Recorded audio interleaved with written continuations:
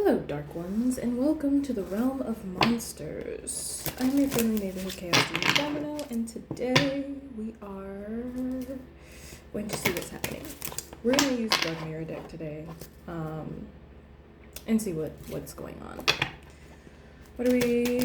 What message do we have today? Okay, there's like a breeze coming from, this side.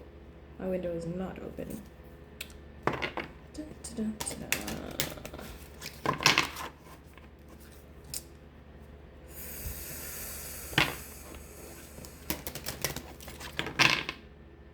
There's just like this sudden energy of like coolness, like cool night air kind of coming out. Okay, is that supposed to be in reverse? I had the whole deck upside down. Let's see, do we want to do any more? Yeah, we're going to do like 3 more, like we did last time. Okay, that's in reverse.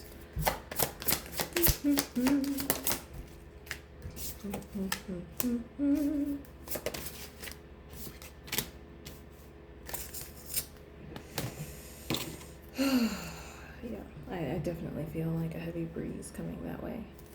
I've been sitting here for a minute and I didn't feel anything. But there's like this calmness, like, I don't know, like finally, okay, I'm seeing like a crowded room where everybody, like, it's just like very hot in that room, and kind of like stepping outside into the night air, quiet, but it's like safe, like a safe, quiet space. I just saw a flash of Hecate and Nyx.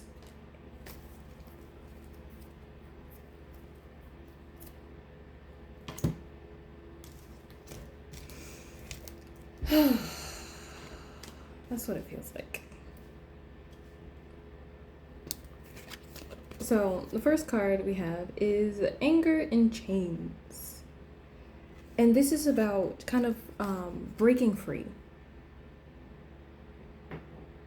And the main message of this particular card is sometimes when you anger is to help free yourself from chains that you have been bound to, but in order to break the chains binding you, you kind of break all of them, not just the one that you intended. It's like when you kind of lash out in anger, you don't have any control over what breaks when you finally decide to break the chains, because you're hitting it with everything that you have, not without precision. And what I'm seeing is like there's this energy of becoming in this card, where it's just like, in order to become your authentic self, you must first break the chains that are binding you away from being who you are.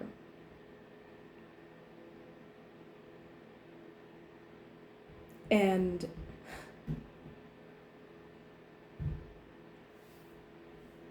when you do things like that, when you become who you are, sometimes it breaks bonds that could not sustain themselves if you are, who you were meant to be. It's like this energy of you can't take everybody with you, but it doesn't actually have to be like a people thing. It's just like you can't take certain belief systems and mindsets.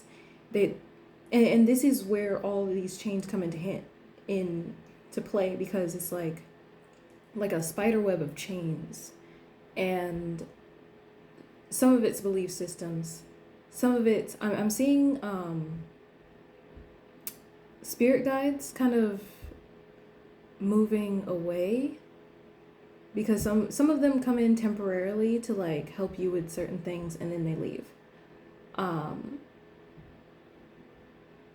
People, mindsets, old belief systems, some subconscious work as well.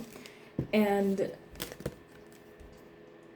it has revenge in, the reverse with the Two of Pentacles. And what I'm seeing, this is like, this may be, you know, this anger and frustration may be present in the moment. Like, perhaps your body is starting to feel like it's in distress.